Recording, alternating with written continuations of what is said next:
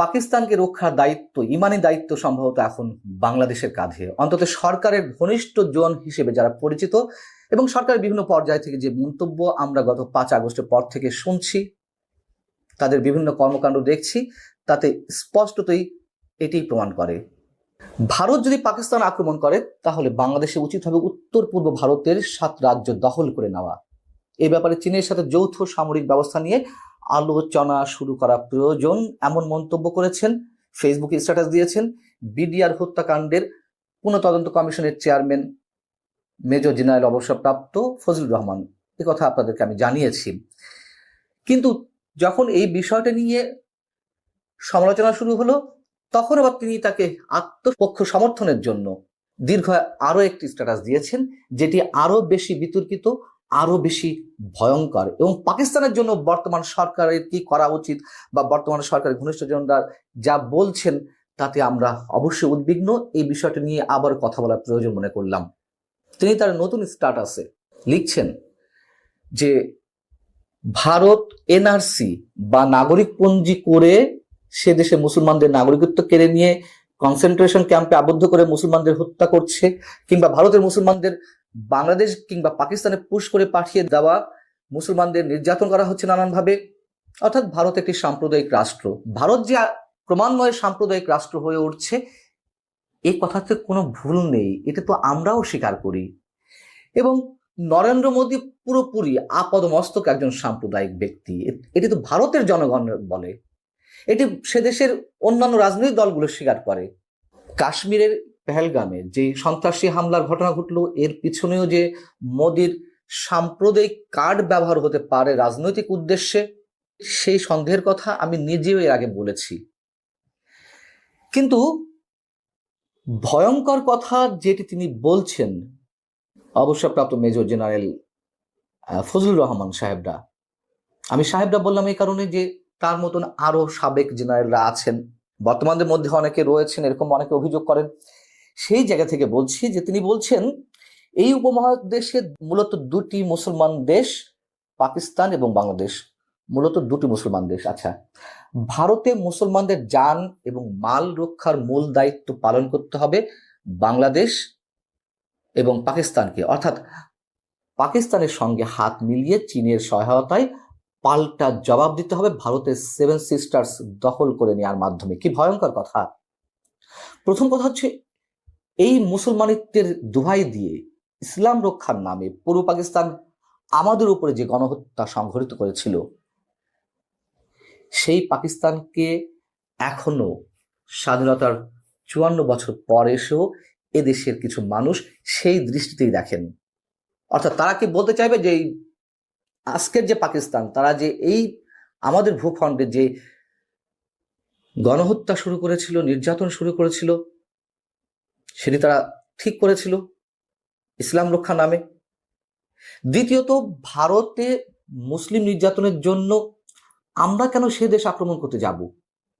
আমরা অবশ্যই প্রতিবাদ জানাতে পারি, অবশ্যই আমরা উদ্বেগ জানাতে পারি, আলোচনা চলতে পারে। শুধু মুসলিম নির্যাতনের বিষয় কেন, আমরা তো সে দেশের যারা নির্যাতিত হচ্ছেন সংখ্যালঘু সে দেশে মুসলমানরা, আমরা মুসলমানদের পক্ষে কথা বলবো, মানে মানবাধিকারের পক্ষে কথা বলবো। এদেশে হিন্দু নির্যাতনের অভিযোগ তুলে ভারত যেভাবে বাংলাদেশে আক্রমণের হুঙ্কার ছাড়ে, ভারত বলতে ভারতের বিভিন্ন পর্যায়ের রাজনৈতিক নেতা,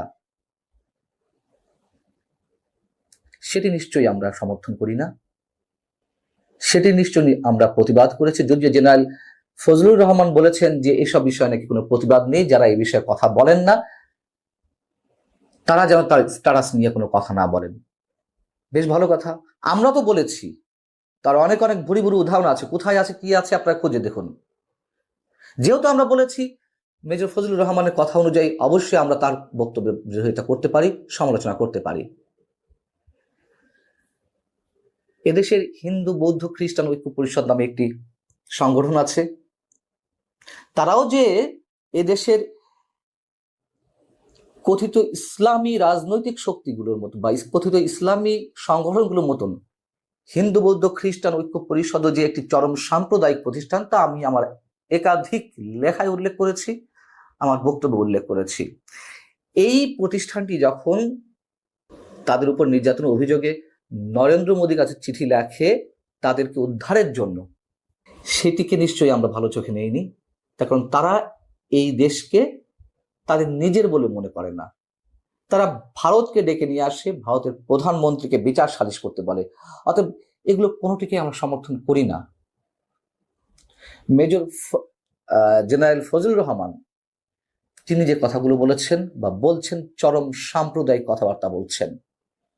এবং আবারও বলি, জেনারেল ফজলুর রহমানকে নিয়ে এত কথা বলার কিছু ছিল না, যেহেতু তিনি একটি গুরুত্বপূর্ণ কমিশনের চেয়ারম্যানের দায়িত্ব রয়েছেন, সরকারের খুব কাছের ব্যক্তি এবং সরকারের বিভিন্ন পর্যায়ের ব্যক্তিদের কাছ থেকে যে ধরনের বক্তব্য আমরা শুনছি, একই ধরনের বক্তব্য তিনি খুব স্পষ্টভাবে খোলামেলাভাবে উচ্চারণ করছেন। আমাদের অবশ্যই এখানে উদ্বেগ রয়েছে। কাশ্মীর হামলাকে কেন্দ্র করে পাকিস্তানকে সামরিকভাবে রক্ষা করা নাকি বাংলাদেশের অস্তিত্বের জন্য অপরিহার্য হয়ে পড়েছে। পাকিস্তানকে রক্ষা করার জন্য বাংলাদেশের অস্তিত্বের হুমকির মুখে কেন পড়বে? আর পাকিস্তানকে রক্ষা করতে না পারলে বাংলাদেশের অস্তিত্ব থাকবে না, এই কথা এই মুহূর্তে ছড়ানোর কি কারণ থাকতে পারে? কারণ আমরা জানি পাকিস্তান এখন আমাদের অন্যতম আদর্শ।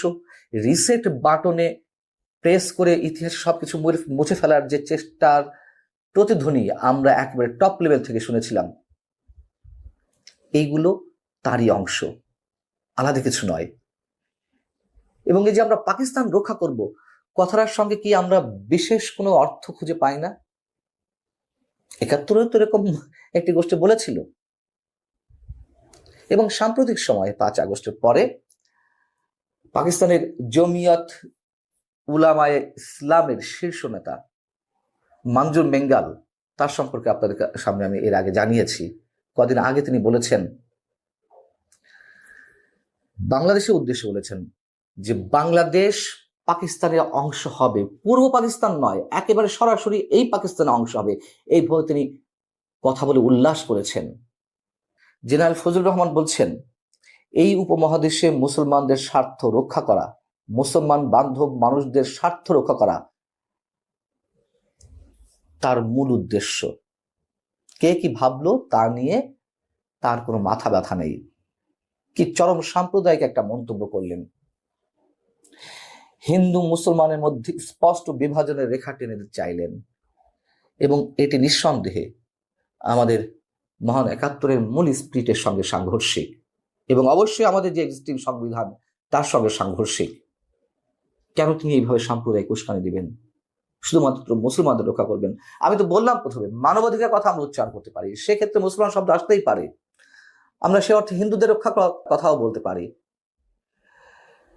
জেনারেল ফজলুর রহমানদের মতো মানুষেরা স্পষ্টভাবে সাম্প্রদায়িক দাঙ্গার উস্কানি ছড়াচ্ছেন, এই প্রশ্ন যদি কেউ তুলেন, নিশ্চয়ই ভুল কিছু হবে না। এবং যেহেতু জেনারেল ফজলুর রহমান ইউনূস সরকারের খুব কাছের মানুষ, এবং এই ধরনের মানুষের হাতে যখন বিডিআর হত্যাকাণ্ডের মতন তদন্ত প্রতিবেদনের দায়িত্ব তাদের কাছে যায়, তখন সেটি নিয়ে যথেষ্ট সন্দেহ জাগায় যে এ ধরনের স্পর্শকাতর প্রতিবেদনে আসলে কি প্রতিফলিত হতে পারে।